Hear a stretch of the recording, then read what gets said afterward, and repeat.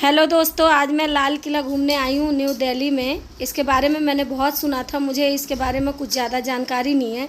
But मैं video बना रही थी, भाई से टक्कर हो गई क्योंकि वहाँ पर बहुत सारे लोग थे, मुझे देखने लगे वीडियो बनाते बनाते, तो मेरी डांट भी लग गई। और ये उसके अंदर लाल किला के एंट्री के बाद मीना बाज़ार, जिसे पहले बोलते थे, अब कोई नया नाम दिया गया जो मुझे याद नहीं है। छत्तर बाज़ार ऐसे कुछ है इसका नाम। तो छत्तर बाज़ार शायद पहले मीना बाज़ार था।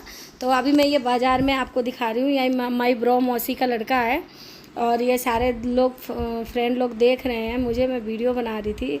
तो आगे आगे चलना, लाल किला में बहुत ही अच्छी अच्छी चीज़ें हैं। अभी तो मैंने एंट्री मारी है गेट से और अंदर जा रही हूँ। बहुत गर्मी है, इस गर्मी में तो कहीं जाना भी बेकार है, लेकिन दोस्तों हम गए हैं।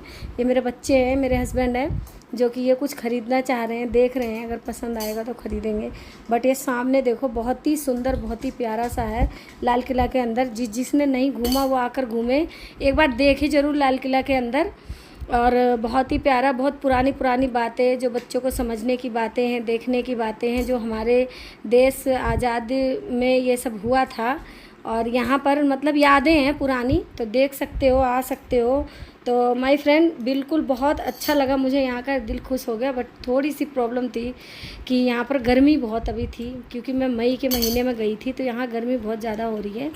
और ये हम 3 बज रहे हैं, जब हम 3 बजे एंट्री मारे हैं तो भी बहुत गर्मी हो रही है। तो अब आप आके देखना, यहाँ पर मैं पूरा ही ये ब्लॉग देखो दिखा रही हूँ मीना बाज़ार का। सीधे सीधे आगे आगे बढ़ती जा रही हूँ। भीड़ बहुत थी क्योंकि उस दिन ईद थी, वहाँ पर ईद थी। ईद के चक्कर में यहाँ बहुत भीड़ थी। जामा मस्जिद बगल में है, इसलिए बहुत सारे लोग यहाँ पर आए थे घूमने के लिए। उस दिन छुट्टी का था दिन और बहुत ही प्यारा लगा, अच्छा लगा। बट वही गर्मी से थोड़ा मेरा फेस देखो एकदम काला हो रखा है, गर्मी से बहुत बुरा हाल हो रखा था मेरा। और अच्छा लगा सभी आना देखने के लिए। आगे आगे बढ़ते चलो, देखते चलो, कहाँ कहाँ तक जाती हूँ, क्या क्या देखती हूँ। ऊपर म्यूजियम, 12 म्यूजियम है यहाँ पर। कितने? 12 म्यूजियम। तो सारे म्यूजियम पॉसिबल नहीं है एक साथ घूमना, तो हम 4-5 घूमे थे, बाकी रह गया था। क्योंकि सुबह से अगर घूमोगे तभी घूम पाओगे। और 4 बजे यहाँ एंट्री बंद हो, 5 बजे बंद कर देते हैं। उसके बाद नाइट शो होता है 7:30 बजे से। तो नाइट शो देखने के लिए देखो भाई मेरे सलाम कर रहे हैं पीछे से, जय हिंद बोल रहे हैं। तो भाई को सैल्यूट करना, क्योंकि भाई ने ब्लॉग में एंट्री दी बहुत अच्छे से, इसलिए अच्छा लगा। तो और देखते चलना माय फ्रेंड, गर्मी से ही है। और बाकी ये मेरे बच्चे, हस्बैंड हैं। और आगे हम धीरे धीरे चलते जाते हैं। ज़्यादा गर्मी लगती है, फिर हम वहाँ जाके कैंटीन है, वहाँ पर हम पानी लेते हैं और हम कुछ खाते हैं, बच्चों को खिलाते हैं, सॉफ्टी वगैरह, और पानी पीते हैं, घूमते हैं। पीछे देखो भाई बॉडी दिखा रहा है अपनी ब्लॉग में उसकी बॉडी देखो, किकड़ा पहलवान पूरा। और आगे देखना, ये म्यूजियम है, यहाँ पर राजा रानी के कपड़े वगैरह, तलवार वगैरह और जानकारी की बातें हैं। तो आप 12 म्यूजियम है, पर हमने 4-5 ही घूम पाए थे, क्यों रात हो गई थी, शाम हो गई थी। तो हमने नाइट शो देखा था। आगे चलना देखना, मैं नाइट शो के बारे में भी दिखाऊंगी, आपको बताऊँ। आगे चलना दिखाऊंगी, मैं आपको बताऊंगी। ये साइंस म्यूजियम है, जहाँ पर यहाँ पर सारे म्यूजियम वगैरह मैं एंट्री मारती हूँ म्यूजियम के अंदर। ये देखो क्या क्या रखे गए हैं यहाँ पर। तो इनके बारे में ज़्यादा मुझे जानकारी नहीं है, बट मैं आपको बता रही हूँ, दिखा रही हूँ कि क्या क्या कैसे यहाँ पर सेफ रखा गया। पहले नूरजहाँ, शाहजहाँ, क्या क्या बोलते हैं मुझे नहीं पता है, पर मैं आपको दिखा रही हूँ, बता रही हूँ। पुराने पुराने से एकदम कपड़े इनके, राजा रानी के जूते, चप्पल, तलवार, कहाँ पे खाना खाते थे, क्या करते थे। ये लाल किला का मतलब स्क्रीन पे आ रहा था सारा कुछ। ये सारे नाम दिए गए हैं यहाँ पर। अगर पास से जूम करके होता है तो आप पढ़ सकते हैं, बट अभी तो ये वीडियो में है, तो हम सारा पढ़ भी नहीं सकते, दिखा भी नहीं सकते, आपको बता भी नहीं सकते। तो आप बस देखते रहिए पूरा। ये म्यूजियम के बारे में, ये म्यूजियम के अंदर है सारा। तो 12 म्यूजियम है, लेकिन हम अभी 4-5 घूमे थे, तो अभी ये पहला म्यूजियम है हमारा। ये हम म्यूजियम से वापस आ रहे हैं देखकर वहाँ पर। अब हम दूसरे म्यूजियम में जाएंगे अगर एंट्री मिली तो। और ये बाहर का है, तो म्यूजियम से हम बाहर निकले थे पार्क में, तो सीढ़ियाँ चढ़ के उतर रही हूँ। और फिर ये देखो यहाँ आ गई नीचे।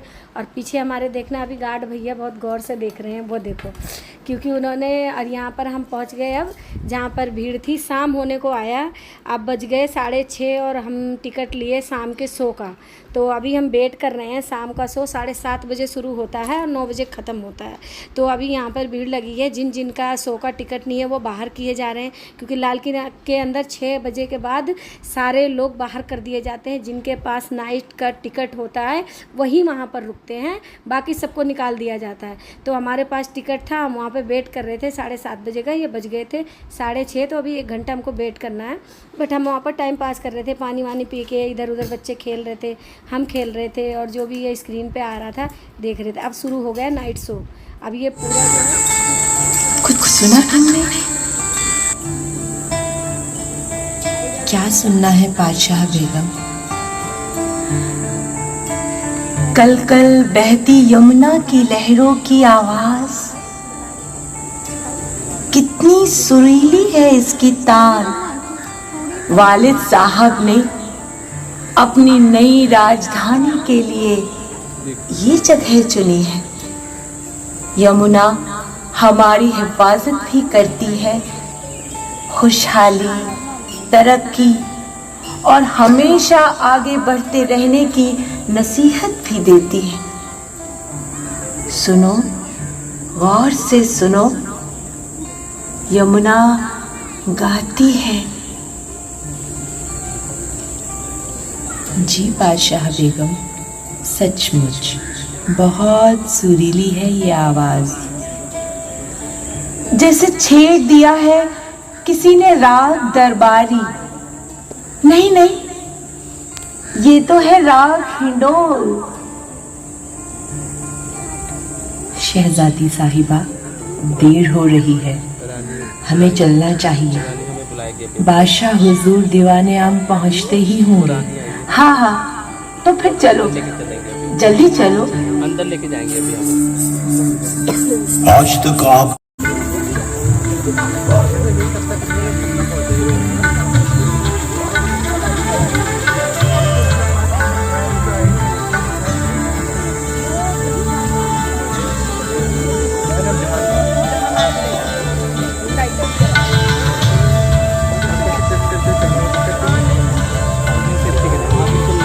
ये लोग आगे खड़े हुए हैं।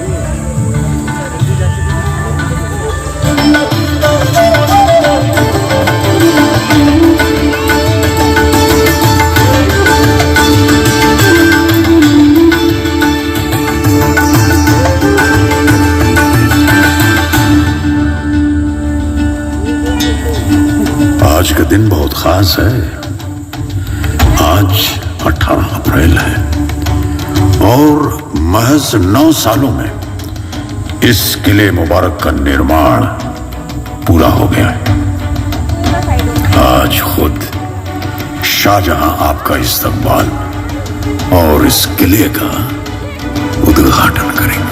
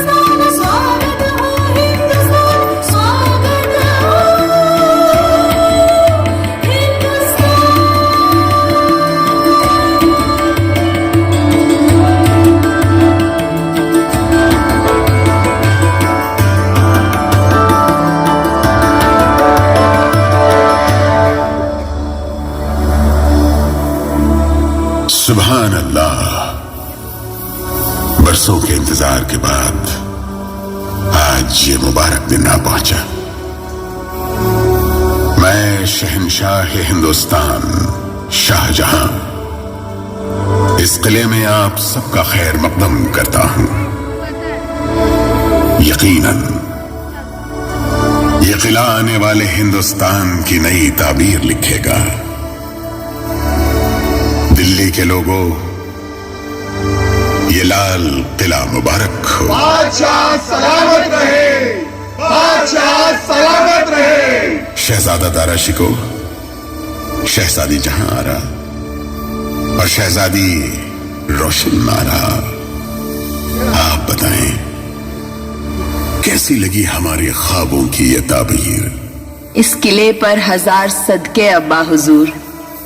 सच कहूं तो ऐसा लग रहा है जैसे खुदा की जन्नत को अब जमीन पर ले आए हों। बहुत खूब लाहौरी मियां,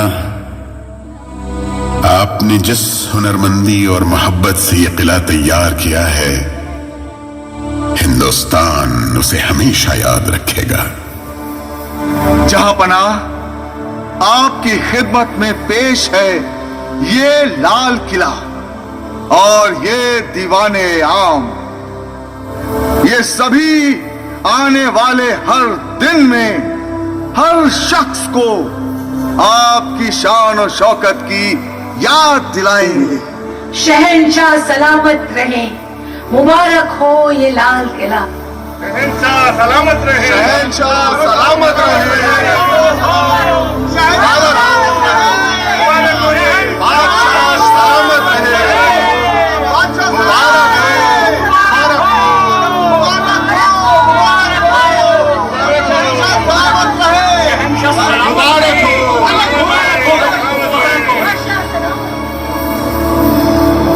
इतिहास को किताबों के पन्नों के जरिए पढ़ने में और इतिहास के खेलों को अपनी आंखों से देखने में जमीन आसमान का फर्क होता है।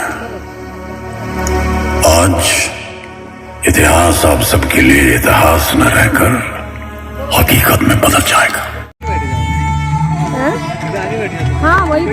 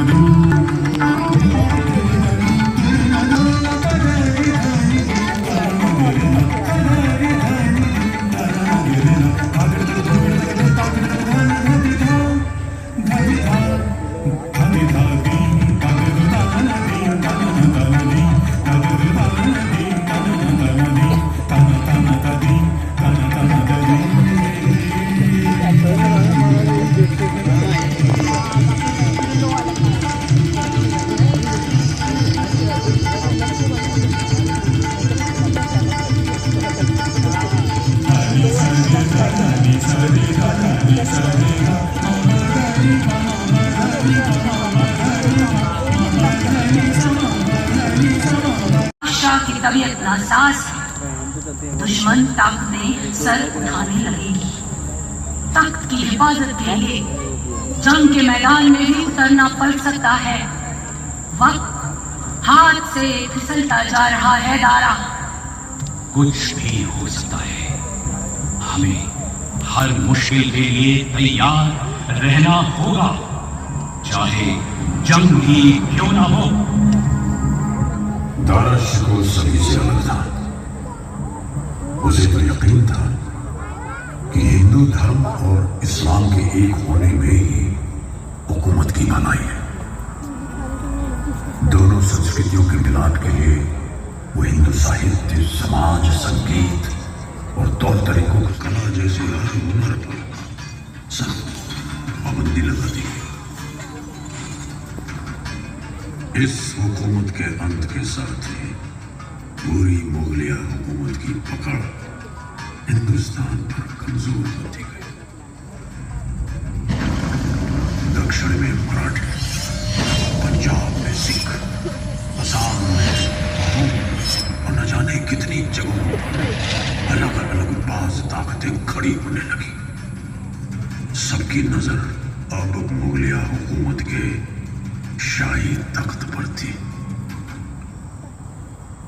जहां एक तरफ खतरा फिर दिल्ली की सरहदों पे दस्तक देने लगा था, वहीं दूसरी तरफ सल्तनत पर राज कर रहे मोहम्मद शाह रंगीला ने उसे पूरी तरह अय्याशी में डुबो दिया था।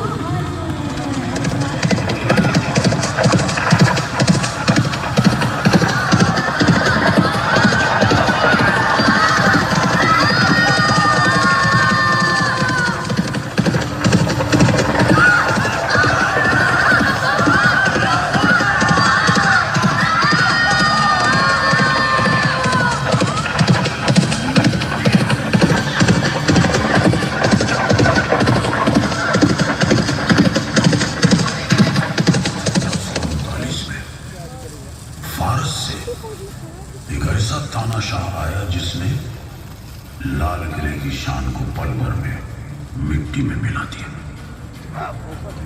वो तानाशाह था नादिर। उसने दिल्ली की इज्जत को तार तार कर देने के बाद रंगीला को अपना बंदी बना लिया। मैं हूं नादिर शाह अफसान।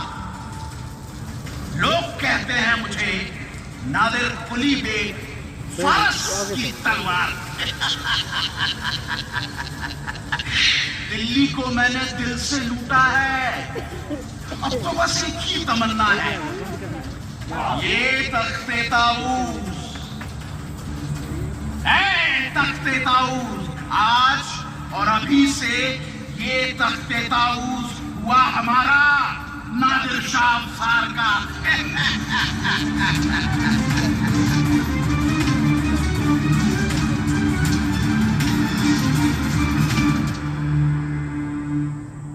कहते हैं दिल्ली की लूट को नादिर शाह 700 हाथी, 400 ऊंटों और 12,000 घोड़ों पर लादकर फारस ले गया था। इसी लूट में शामिल था मोरों का मशहूर तख्ते ताऊस। कई कीमती रत्नों से बना ये तख्त कभी मुगल सल्तनत की शान की निशानी हुआ करता था। न जाने कितने दिनों तक जली थी ये दिल्ली, पर इस डगमगाती हुई हुकूमत के पास अभी एक और नूर बाकी था, कोहिनूर। वही कोहिनूर जो आज ब्रिटेन में मौजूद है। उस जमाने में कोहिनूर का वजूद महज एक अफवाह थी। अब कैसे न होती। रंगीला ने उसे अपनी पगड़ी की वटों में जो छुपा कर रखा था। किसी को नहीं मालूम था कि वो कीमती हीरा इसके पास है। सिर्फ एक नूरबाई थी जिससे रंगीला का ये राज छुप नहीं पाया था। बदकिस्मती से नूरबाई का रंगीला के अलावा एक और यार था, नादिर शाह, और उसने ये राज नादिर को बता दिया। अब अब नादिर की नजर कोहिनूर पर थी।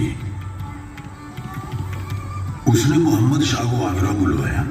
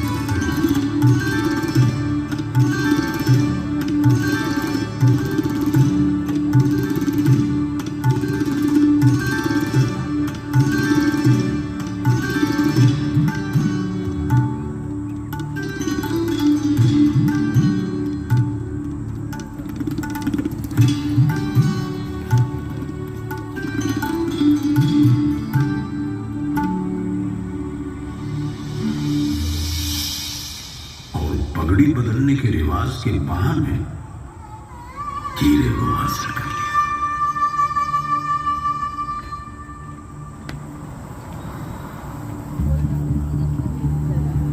लंबे संघर्ष के बाद कभी शान से खड़ा ये लाल किला अब खोखला हो गया था। 18वीं सदी में मुगल बिखरने लगे थे और सल्तनत कमजोर पड़ती जा रही थी।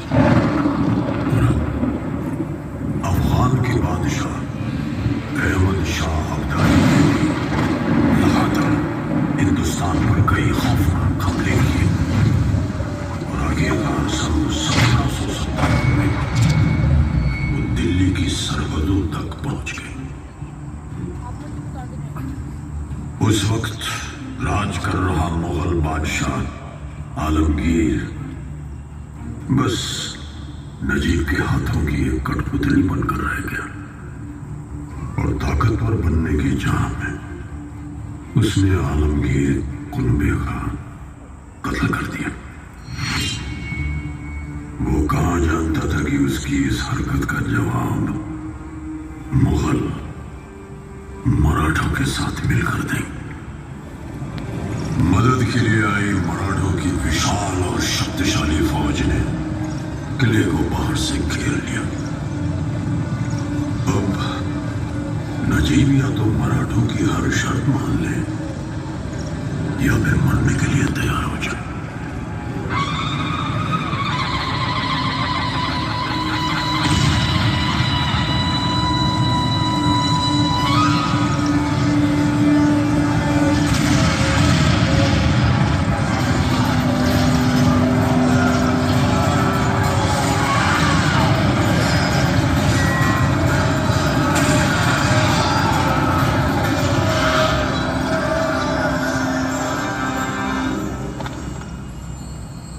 लगता है बारूद के गोलों की बरसात अब रुक गई है। शायद नजीब ने मराठों की सभी शर्तें मंजूर कर ली।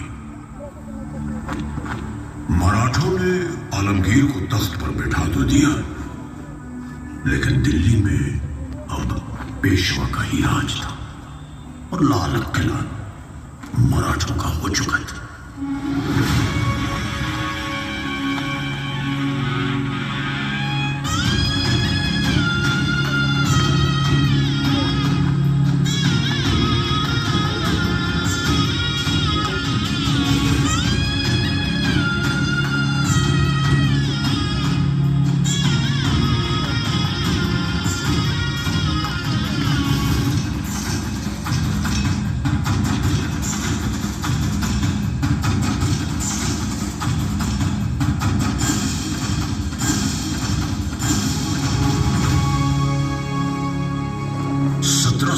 से लेकर लगभग 20 सालों तक मराठे दिल्ली में मौजूद रहे।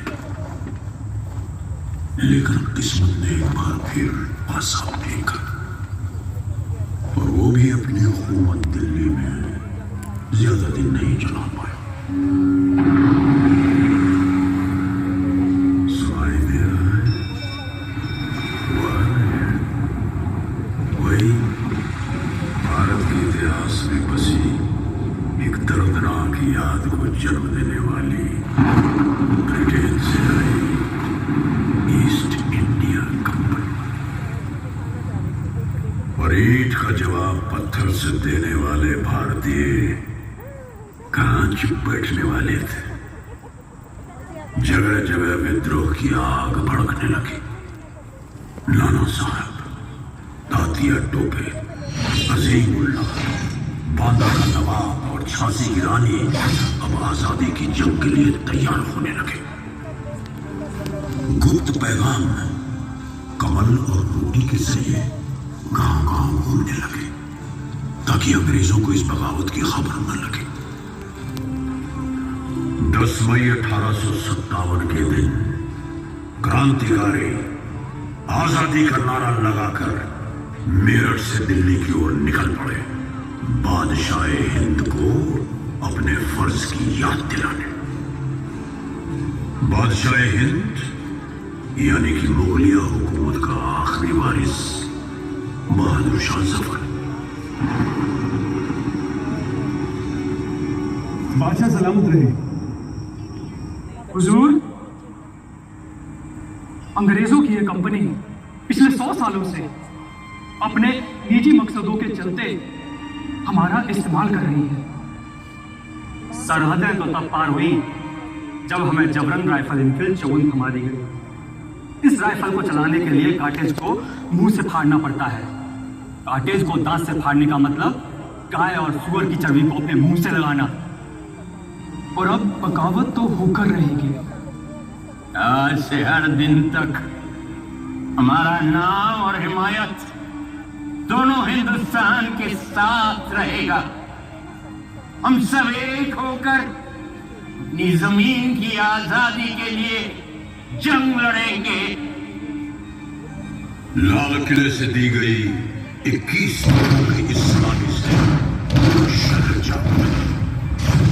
सदियों बादशाही तख्त को अपनी खोई हुई इज्जत वापस मिली और पूरा देश दुश्मन का सामना करने के लिए एक होकर खड़ा। आजादी की ये जंग बख्त खान की अगुवाई में लड़ी जा रही थी, जिसे खुद बादशाह ने चुना था। हिंदुस्तानी फतेह के बहुत करीब थे जब बख्त खान ने बादशाह से अपनी अगुवाई में एक आखिरी जंग लड़ने की दरख्वास्त की। बादशाह ने बख्त खान की बात मान तो ली, लेकिन उन्हें क्या मालूम था कि उनके महल में ही अंग्रेजों के वफादार खबरी छुपे बैठे हैं। कोई और नहीं बल्कि उनके अपने परिवार के सदस्य। बदकिस्मती से वो गद्दारों के पैखाने में आ गए और उन्होंने जंग में अपने फर्ज को त्याग दिया। फिर घुस पड़े अंग्रेज लाल किले के अंदर। सैनिकों का जोश टूट गया और वो बिखरने लगे। शाही परिवार हुमायूं के मकबरे में जा छुपा। उन्हीं के बीच छुपे हुए गद्दारों ने बादशाह से आत्मसमर्पण करवा दिया और अंग्रेजों ने मौका मिलते ही लाल किले पर कब्जा कर लिया। दिल्ली में लूट के नजारे थे और अंग्रेज अफसर हॉटसन को अपने कातिलाना इरादों को अंजाम देने का मौका मिल गया था। Major William Hodson, East India company ने उसे इस बगावत को रोकने और राजद्रोहियों के मन में डर पैदा करने के लिए खास ब्रिटेन से बुलवाया। This is Brevet Major Hobson, and I never let my men take any prisoners, but shoot them at once. Fire!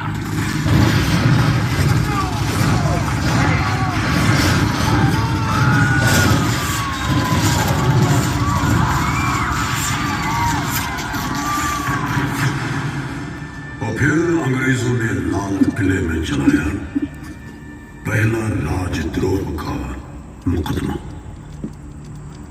कई शहजादों को फांसी दी, कई इनकलाबियों को मार गिराया।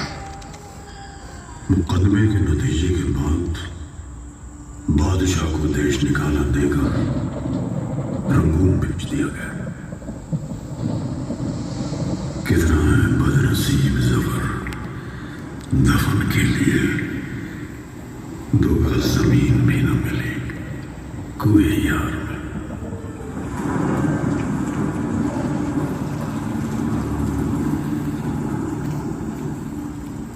अब लाल किले पर अंग्रेजों का कब्जा था।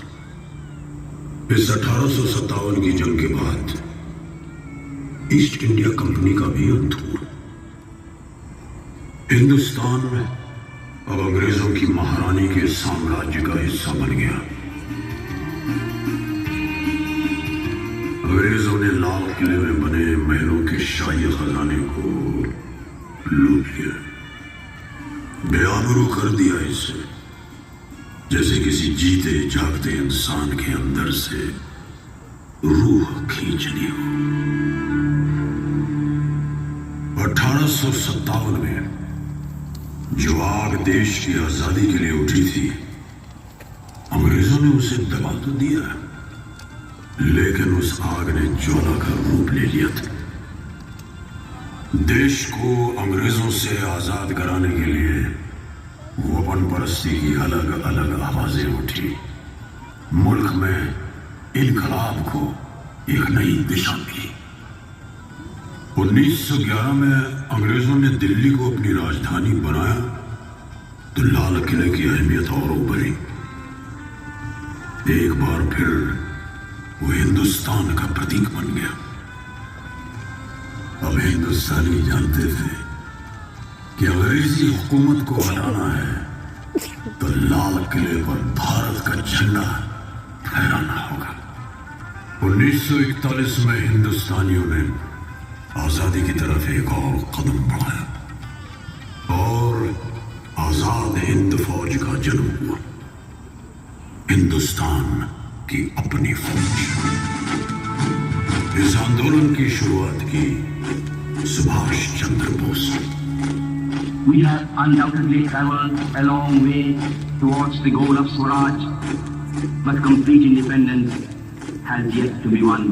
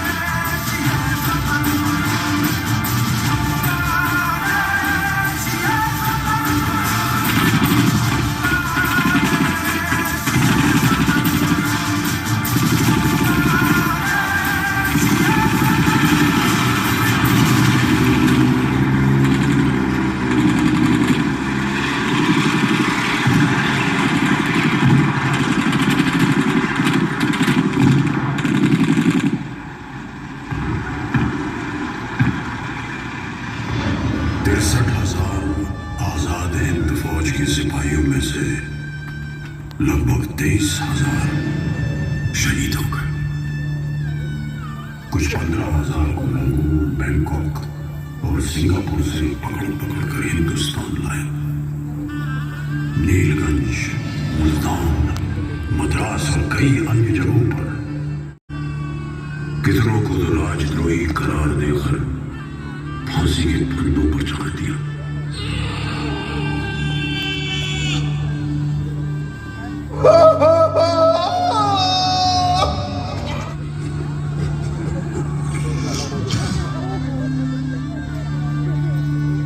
या फिर घटनास्थल पर ही गोली मार दी।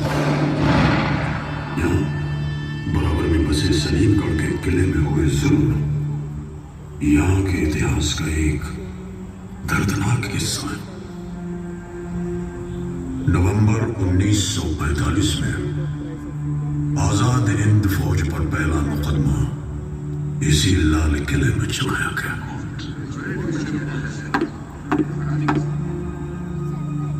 अंग्रेजों से हिंदुस्तानियों की ये एकता बर्दाश्त नहीं हो रही थी।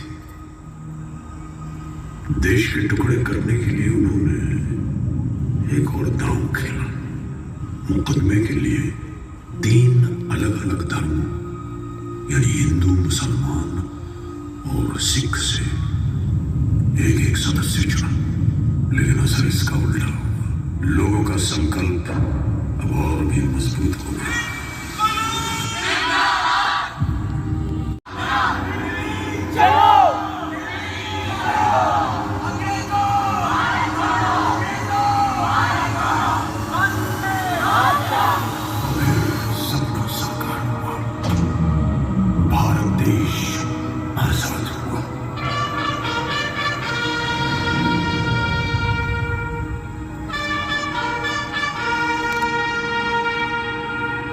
आजादी का तिरंगा बड़ी शान से लहराया गया इस किले पर, इस लाल किले पर। On this historic day, when India kicked out slavery, had a free and independent dominion of the British Commonwealth of Nations, I tend to all my greetings and heartfelt wishes. Long years ago, we made a pact with destiny. At the stroke of the midnight hour, when the world sleeps, India will awake to life and freedom.